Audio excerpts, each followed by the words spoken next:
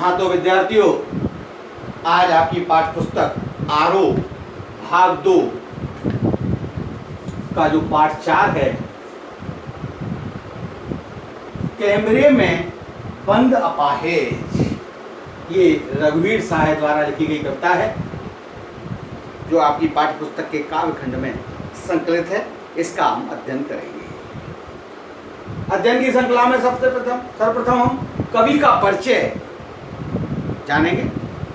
रघुवीर सहाय का जन्म सन 1929 में उत्तर प्रदेश के लखनऊ में हुआ था।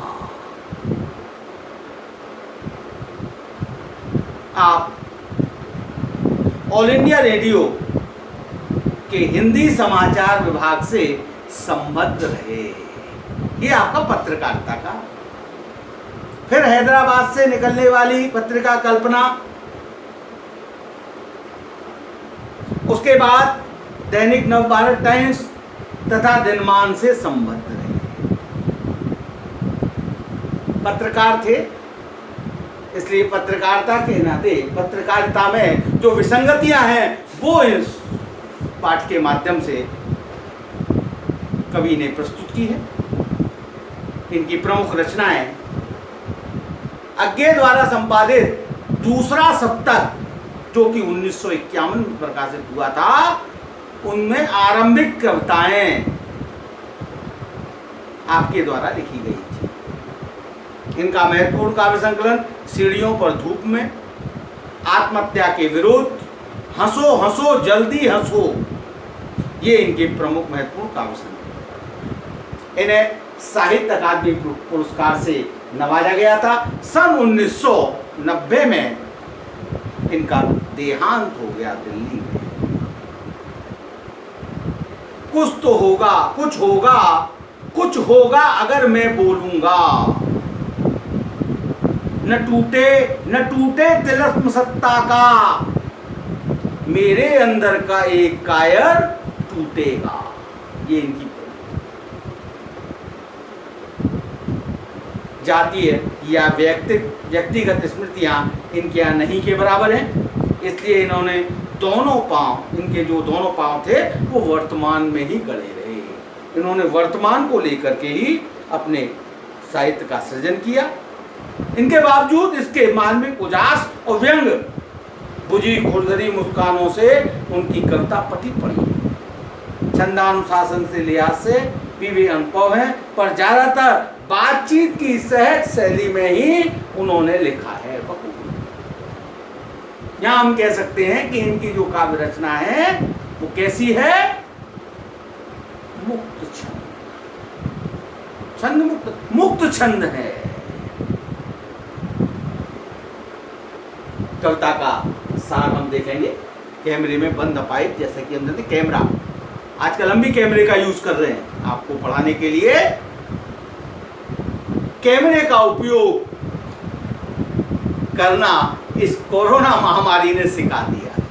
परंतु वो कैमरा जो कि पत्रकार लोग इंटरव्यू के समय उपयोग करते हैं, उसके समकालीन हिंदी कविता शायद रघुवीर सहाय के बिना पूर्णतः परिभाषित न हो सके। यह इस काव्य समय का नागर चेहरा है।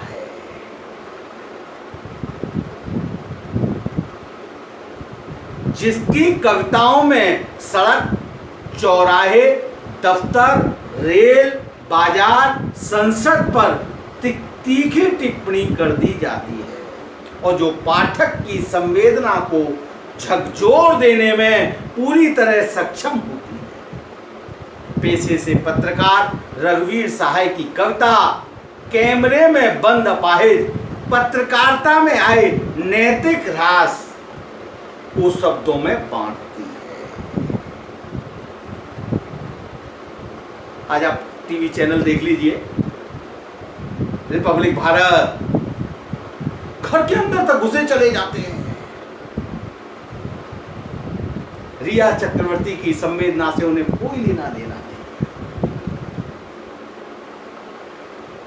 उन्हें तो अपने प्रश्नों के जवाब चाहिए।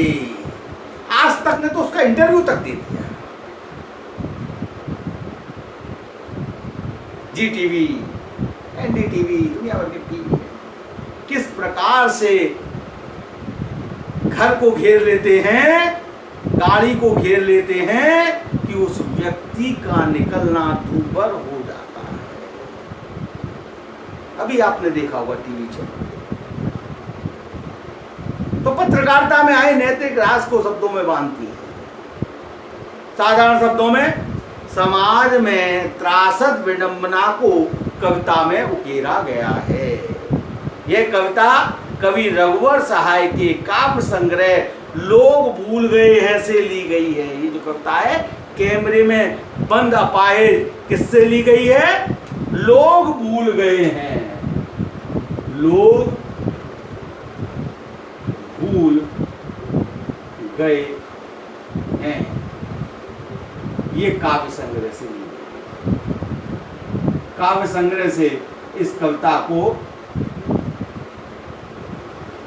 पाठ्य पुस्तक में संकलित किया गया। शारीरिक चुनौती झेलते व्यक्ति का समाज में जिस प्रकार मानसिक शोषण होता है उसे कवि ने रेखांकित किया है।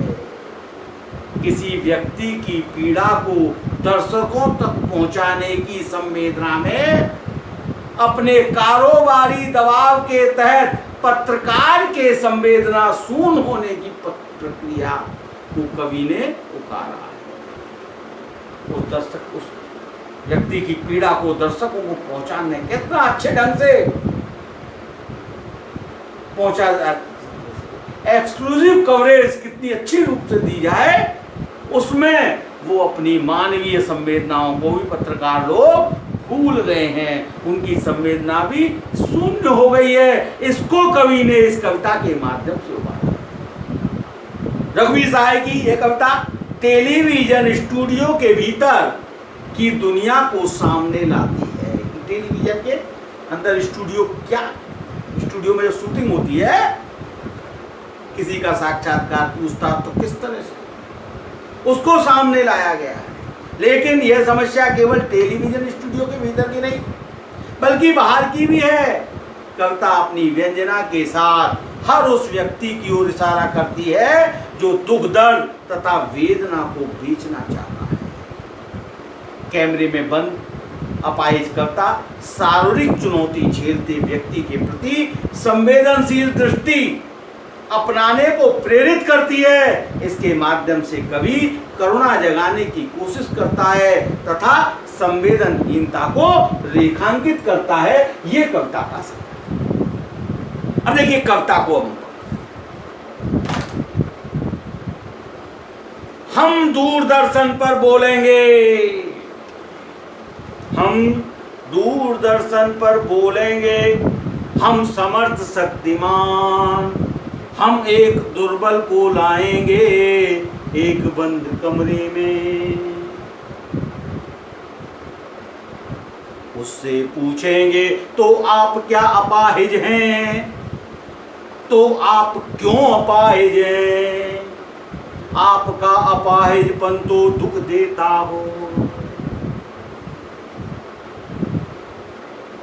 कैमरा दिखाओ इसे बड़ा बड़ा, हाँ तो बताइए आपका दुख क्या है, जल्दी बताइए वह दुख बताइए, बता नहीं पाएगा। ये कविता का अंश। हम दूरदर्शन पर बोलेंगे, हम समर्थ शक्तिमान, हम एक दुर्बल को लाएंगे एक बंद कमरे में, उससे पूछेंगे तो आप क्या अपाहिज हैं, तो आप क्यों अपाहिज हैं, आपका अपाहिजपन तो दुख देता है, दुख देता होगा, देता है। कैमरा दिखाओ इसे बड़ा बड़ा, हाँ तो बताइए आपका दुख क्या है, जल्दी बताइए वह दुख बताइए, बता नहीं पाएगा।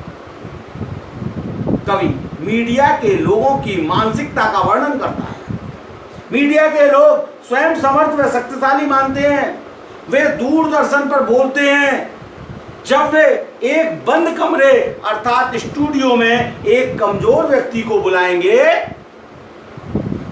तथा उससे प्रश्न पूछेंगे कि क्या आप अपाहिज हैं, यदि हैं तो आप क्यों अपाहिज हैं। तो प्रश्न क्यों अपाहिज है, भाई मेरी मर्जी, ये पत्रकार लोग इस तरह के यदि हैं तो आप क्यों अपाहिज हैं? क्या आपका अपाहिजपन आपको दुख देता है? वो प्रश्न है। नहीं साहब, बहुत मजे आते हैं, आनंद आते हैं अपाहिज होने में। तो क्या ये प्रश्न है? ऐसे प्रश्न पत्रकारों के द्वारा पूछे जाते हैं। क्या पूछे जाते हैं कि क्या आप अपाहिज हैं? अरे दिखाई नहीं दे रहा। अपाहिज को लेके आए हैं और हम अपाहिज से पूछ रहे हैं कि क्या आप अपाहिज हैं? कहा गया है हमारे देश में 99% लोग अंधे हैं और 99% बहरे हैं।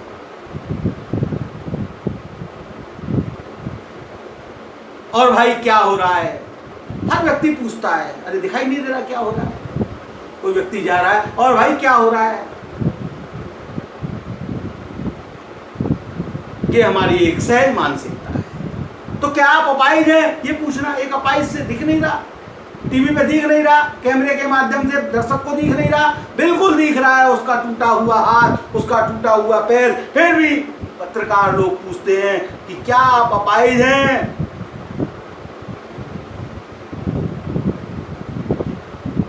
यदि हैं तो आप क्यों अपाहिज हैं?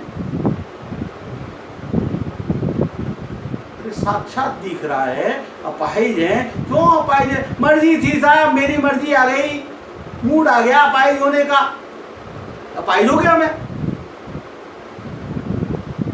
फिर पूछा जाता है क्या आपका अपाहिजपन आपको दुख देता है? दुख तो देता होगा। देता है? नहीं साहब, मजे आते हैं। अरे भाई, कौन व्यक्ति अपाहिज होना चाहता है? अपाहिज होना अपने आप में एक बहुत बड़ा दुख है। इससे तो निर्देश देता है वो कैमरामैन को निर्देश देता है, कैमरा दिखाओ इसे बड़ा बड़ा, यानी इसको जूम करके दिखाइए। और हाँ तो बताइए आपका दुख क्या है? अरे भाई क्या दुख है? अपाहिज होना दुख है। पर यहाँ पर अपाहिज होने से ज्यादा दुख तेरा इंटरव्यू देना है। पत्रकार के कैमरे के, दूरदर्शन के कैमरे के सामने इंटरव्यू देना अत्यधिक दुखदायी है। जल्दी बताइए वह तो बेचारा अपाहिज बता नहीं पाएगा, चुप हो जाएगा। क्यों? ये प्रश्न उसका मजाक उड़ाते हैं। अपाहिज इन प्रश्नों का उत्तर नहीं दे पाएगा, क्योंकि इन प्रश्नों के माध्यम से उस अपाहिज का मजाक उड़ाया जा रहा है। फिर सोचिए, बताइए आपको अपाहिज होकर कैसा लगता है? कैसा यानी कैसा लगता है? हम खुद इशारे से बताएंगे क्या ऐसा लगता है। सोचिए, बताइए, थोड़ी कोशिश करिए, ये अवसर खो देंगे। आप जानते हैं कि कार्यक्रम को रोचक बनाने के वास्ते हम पूछ कर उसको रुला देंगे। इंतजार करते हैं, आप भी उसके रो पड़ने का करते हैं। यह प्रश्न पूछा नहीं जाएगा, दबाव डाला जा रहा है। मीडिया के लोग बेतुके सवाल करते हैं, वे अपाहिज से पूछते हैं कि खूब सोचो, विचार करो, बताओ कि आपको अपाहिज होके कैसा लगता है। बहुत मजे आते हैं साहब मुझे तो। छूट मिलती है, विकलांग का सर्टिफिकेट मिलता है, ट्रेन वगैरह में सीट मिलती है। यह बात सोचकर बताइए। यदि वह नहीं बता पाएगा, वो क्यों बता पाएगा? क्योंकि वो तो उसका उपहास उठ रहा है वहां, पत्रकारों द्वारा उसका मजाक उड़ाया जा रहा है, इसलिए वो अपाहिज व्यक्ति उसका उत्तर नहीं दे पाएगा। यदि वह नहीं बता पाता तो वे स्वयं उत्तर देने की कोशिश करते हैं। वे इशारा करके बताते हैं कि क्या ऐसा लग रहा है? सोचिए, बताइए, थोड़ी सोच कोशिश करें। ये अवसर बार बार नहीं आएगा। आप दूरदर्शन पर आ रहे हैं, इतना पूछेगा पत्रकार, इतना पूछेगा कि वो रोने लगेगा। यही तो हमें चाहिए। हमें संवेदना बेचनी है, हमें करुणा बेचनी है।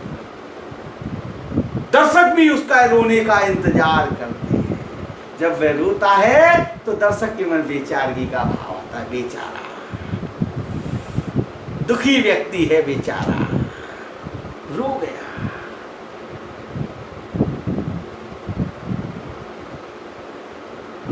हम भी रोने का इंतजार करते हैं। ये प्रश्न पूछा नहीं जाएगा, ये सर्वविदित है। पत्रकार लोग फिर हम पर्दे पर दिखलाएंगे फूली हुई आंख की एक बड़ी तस्वीर। जब वो रो चुका होगा तो उसकी आंखों को जूम करके लाल लाल फूली हुई आंखों की एक तस्वीर दिखाएंगे और उसके होठों पर एक कसमसाहट भी, उसके कांपते हुए होठ भी, क्योंकि वो कोई जवाब नहीं दे पा रहा। और हमें तो टीआरपी बटोरनी है, तो हम उसकी सूजी हुई आंख को दिखाएंगे, फड़फड़ाते हुए होठ को दिखाएंगे, क्योंकि वो पीड़ा के कारण उसके होठ पर आशा है उसे अपनी अपंगता की पीड़ा मानेंगे और उम्मीद रखेंगे दर्शकों से कि उसकी अपंगता की पीड़ा उसी चीज को। एक और कोशिश करेंगे, प्रयास करेंगे पत्रकार। दर्शक धीरज रखिए। एक और कोशिश है दर्शकों के लिए भी, धीरज रखिए। देखिए, हम दोनों एक संग रुलाते, हमें दोनों एक संग रुलाने हैं, दोनों एक साथ रुलाने हैं। कौन? वो अपाहिज व्यक्ति जिसका इंटरव्यू लिया जा रहा है वो, और देखने वाला दर्शक। दोनों को रुलाने की जिम्मेदारी किसकी है? इस मीडिया कर्मी की है, इस पत्रकार की। वो दोनों को रुलाएंगे, रुलाने का प्रयास करेंगे। जब दोनों रोएंगे तभी तो उनके उद्देश्य की पूर्ति होगी, तभी तो उनके चैनल की वाहवाही होगी, तभी उनकी टीआरपी बढ़ेगी। दोनों खुश, आप और वह दोनों, दर्शक को और उस अपाहिज व्यक्ति को, दोनों को। कैमरा बस करो, नहीं हुआ रहने दो। पर्दे पर वक्त की कीमत है, अब बस करो, क्योंकि टाइम इतना ही टाइम दिया गया है किसी प्रोग्राम के लिए। टाइम, समय समाप्त हो गया। अब मुस्कुराएंगे हम, मुस्कुराते हुए एंकर आए। आप देख रहे थे सामाजिक उद्देश्य से युक्त कार्यक्रम, सामाजिक उद्देश्य से युक्त एक कार्यक्रम आप देख रहे थे। इसमें बस थोड़ी सी कसर रह गई कि हम आप दोनों को एक साथ रुलाए नहीं पाएंगे। फिर भी इस कार्यक्रम को देखने का आपका धन्यवाद। ऐसी घोषणा एंकर द्वारा की जाती है कि आप सभी दर्शक सामाजिक उद्देश्य से भरपूर कार्यक्रम देख रहे थे। इसमें थोड़ी सी कमी यह रह गई कि हम आप दोनों को एक साथ रुला नहीं पाए, ना उस अपाहिज को रुला पाए, ना आप। उसकी वेदनाओं को हमने कुरेदा जरूर था, परंतु धन्यवाद। ये इस पाठ का भावार्थ था। इस पाठ में देखिए, मीडिया, कवि ने जो है मीडिया की हृदयहीन कार्यशैली पर व्यंग किया है। ये इसका भाव सौंदर्य, भाव सौंदर्य।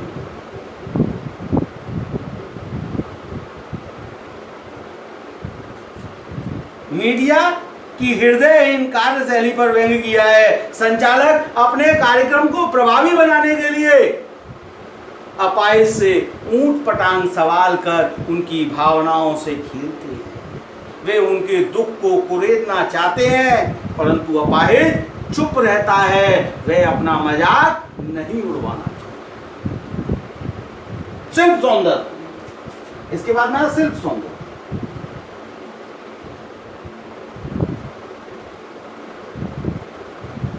शिल्प सौंदर्य में क्या होगी? भाषा, शैली, रस, छंद, अलंकार।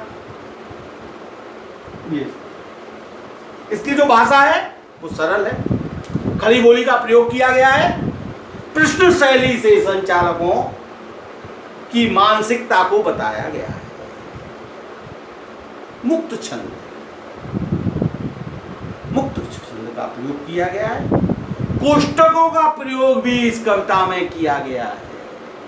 अपनी बात को स्पष्ट करने के लिए कोष्टकों का प्रयोग किया गया है। दुख देता आपका अपाहिजपन में अनुप्रास अलंकार, बड़ा बड़ा में पुनरुक्ति। काव्यांश में जहां प्रश्नवाचक चिन्ह लगे हुए हैं वो सारे में प्रश्नालंकार।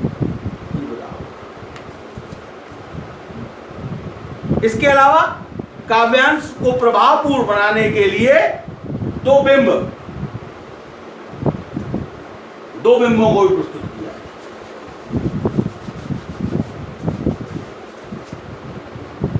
बिंब विधान,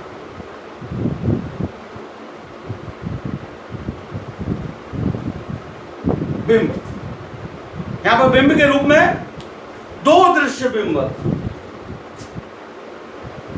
दृश्य बिंब।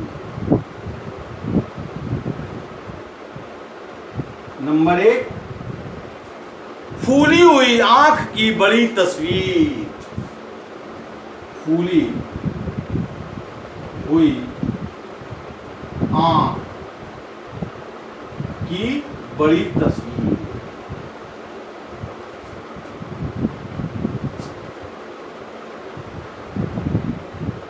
एक दूसरा बिंब क्या है? उसके होठों पर एक कसमसाहट, उसके होठों पर एक कसमसाहट, कसमसाहट। ये दृश्य बिंब। बिंब जैसा कि आप जानते हैं 3 प्रकार के होते हैं, दृश्य बिंब, श्रव्य बिंब और स्पर्श बिंब। अगर उसकी सिसकियों की आवाज सुनाई देती यहां पर तो वो श्रव्य बिंब हो जाता, वो श्रव्य बिंब हो जाता। दर्शक के रोंगटे खड़े होने वाली बात अगर यहां होती तो वो स्पर्श बिंब हो जाता। तो यहां पर 2 बिंब पर्दे पर। बहुत बड़ी इसमें अनुप्रास अलंकार है, प्रश्न अलंकार है, मुक्त छंद है, कोष्टक का प्रयोग भावों को स्पष्ट करता है, नाटकीय शैली का प्रयोग किया गया है, खड़ी बोली में सहज अभिव्यक्ति है। यहां देखिए कुछ संकेत दिए गए कैमरामैन के लिए। कैमरा दिखाओ, इसे बड़ा बड़ा, कैमरा दिखाओ, इसे बड़ा बड़ा। ये कैमरामैन के लिए,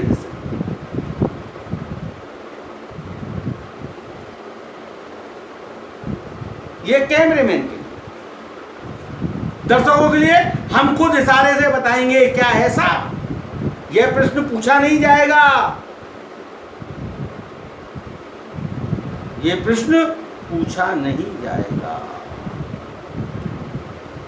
अंत में और कैमरामैन को निर्देश दिया, कैमरा बस करो, नहीं हुआ रहने दो, पर्दे पर वक्त की कीमत है, अब हम मुस्कुराएं, वक्त की कीमत है। ये कैमरामैन के लिए निर्देश था। दर्शकों के निर्देश हम खुद इशारे से बताएंगे क्या ऐसा, यह प्रश्न पूछा नहीं जाएगा, ये ब्रैकेट में अपंग व्यक्ति को वे अवसर खो देंगे, बस थोड़ी सी कसर रह गई। ये कोष्टक में जो बातें हैं वो कैमरामैन, दर्शक और अपंग व्यक्ति के लिए निर्देश। इस तरह से ये कविता की आप अध्ययन करें, इसके प्रश्नोत्तर करें, इसकी रीडिंग करें, समझने का प्रयास करें। बस आज इतना ही। आपका दिन सुबह मंगल में हो। धन्यवाद।